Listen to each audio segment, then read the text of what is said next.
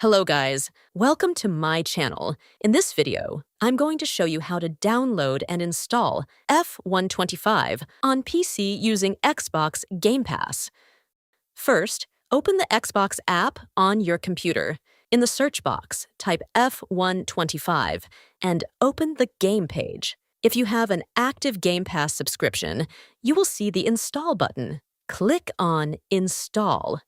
Since the game requires the EA app, if it is not already installed on your computer, it will prompt you to install it.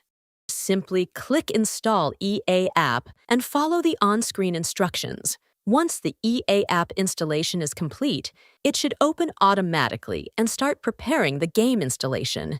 If nothing happens after installing the EA app, go back to the Xbox app, click on your profile icon, open Settings, then go to Library and Extensions. Scroll down to Extension Management and make sure the EA app is enabled. After that, go back to the game page and click Install again.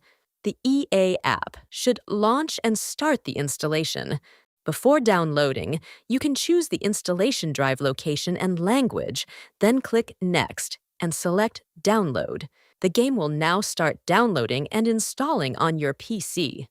So, this is how you can download and install F125 on PC if you're a Game Pass user.